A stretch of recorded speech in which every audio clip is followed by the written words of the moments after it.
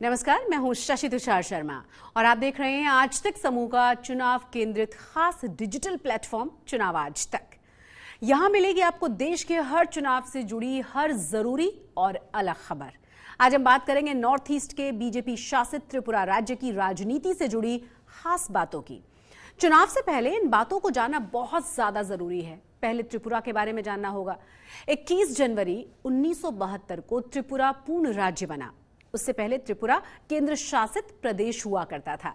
पूर्ण राज्य बनने के बाद त्रिपुरा में पहली बार विधानसभा चुनाव मार्च 1972 में हुए। अब तक राज्य में 10 बार विधानसभा चुनाव हुए हैं। इनमें से पहले और तीसरे विधानसभा चुनावों के बाद कांग्रेस की सरकार बनी। वहीं 7 बार सीपीएम की सरकार रही है। त्रिपुरा में 1993 से लगातार 5 बार सीपीएम की सरकार बनी थी। अब बात त्रिपुरा की राजनीति से जुड़ी खास बातों की। राज्य में चुनाव भी होने वाले हैं, ऐसे में यहाँ के मतदाताओं के बारे में भी जानना बहुत जरूरी होगा।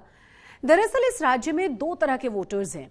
एक आदिवासी समाज का वोटर है तो दूसरा बांग्लादेश से आया हुआ बड़ी संख्या में शरणार्थियों वाला वोटर है, जिसको लेकर सूबे में एक अलग तरह का माहौल देखने को मिलता है। यहाँ के मूल निवासियों का कहना यह है कि शरणार्थियों से जनजातियों के अस्तित्व पर संकट खड़ा हो चुका है। आदिवासियों के लिए अलग राज्य की मांग का बड़ा कारण भी यही है। कहने को तो त्रिपुरा में हमेशा आदिवासी का दबदबा रहा है। राज्य की करीब 31% आबादी आदिवासी समुदाय से आती है। आदिवासी समुदाय त्रिपुरा की करीब 35 से 36 सीटों पर निर्णायक है। यहाँ 20 सीटें तो पूरी तरह से अनुसूचित जनजाति के लिए ही आरक्षित हैं। यहाँ तक कि पश्चिमी त्रिपुरा जिले में भी जहां सबसे कम आदिवासी आबादी है, करीब 20% लोग अनुसूचित जनजाति से ताल्लुक रखते हैं। लेकिन पिछले कुछ वर्षों में राज्य में तेजी से बांग्ला भाषियों की घुसपैठ देखी जा रही है, जिससे बांग्ला भाषियों की अच्छी खासी तादाद हो चुकी है। उनकी एंट्री से त्रिपुरा में बांग्ला भाषियों का एक अलग वोट बैंक तैयार हो गया है और तमाम फैक्टर्स के बीच 2018 में बीजेपी ने पहली बार इस राज्य में बड़ी जीत दर्ज की थी। इस जीत में आदिवासी वोट बैंक बहुत अहम रहा। बीजेपी ने पश्चिमी त्रिपुरा, जहां से 14 सीटें आती हैं, वहां बीजेपी ने क्लीन स्वीप करते हुए 12 सीटों को जीत लिया। खास बात यह रही कि बीजेपी ने जो कमाल 2018 में किया था, वो लेफ्ट ने लगातार 25 साल तक उस प्रदर्शन को दोहराया था। इसी वजह से लंबे समय तक त्रिपुरा लेफ्ट का गढ़ रहा। अगर यहां लेफ्ट के शासन की बात करें तो 1978 के बाद से त्रिपुरा में लेफ्ट का ही डंका बजा है। 1978 के चुनाव में लेफ्ट ने 60 में से 56 सीटें जीतकर अलग ही करिश्मा कर दिखाया था। इसके बाद के चुनावों में लेफ्ट की सीटों में कमी आई, लेकिन सरकार बनाने में कोई परेशानी नहीं हुई, जबकि कांग्रेस कमजोर होती चली गई। वाम मोर्चा का 2013 के चुनाव में फिर से एक बार देखने को मिला रौब। लेफ्ट ने 60 में से 50 सीटों पर कब्जा जमा लिया, जबकि कांग्रेस को 10 सीटें मिल पाई। लेकिन 2016 में एक बड़े राजनीतिक घटनाक्रम में कांग्रेस के 6 विधायकों ने टीएमसी को ज्वाइन कर लिया। बाद में इन सभी ने फिर पाला बदल दिया और कमल का हाथ थाम लिया। अब हम बात कर लेते हैं 2018 की, क्योंकि मोदी सरकार की सुनामी आई, जिसमें यहां के सभी समीकरण पूरी तरह से ध्वस्त होते चले गए। बीजेपी ने लेफ्ट को सत्ता से उखाड़ फेंका और पहली बार यहां भगवा लहराया गया। दरअसल हिंदुत्व की नई प्रयोगशाला कहे जाने वाले इस राज्य में बीजेपी की एंट्री महज रातों रात नहीं हुई।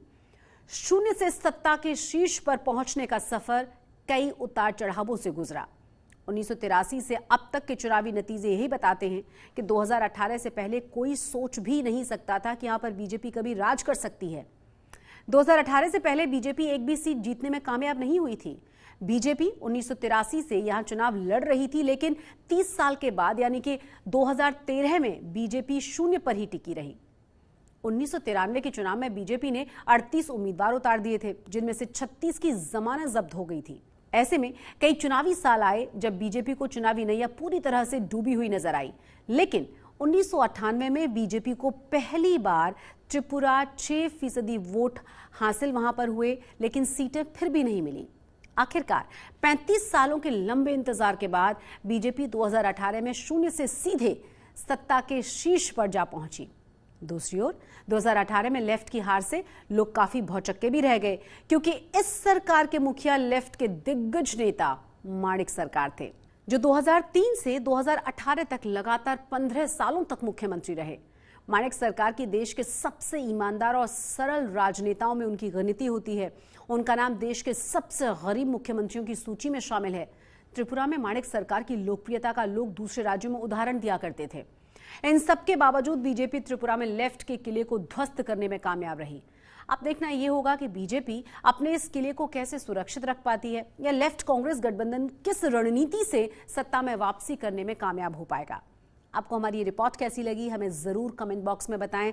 साथ ही आपने अभी तक अगर हमारे चैनल को सब्सक्राइब नहीं किया है तो जरूर सब्सक्राइब कर लें, ताकि चुनाव से जुड़ी हुई हर खबर आपको यहां सबसे पहले मिलती रहे।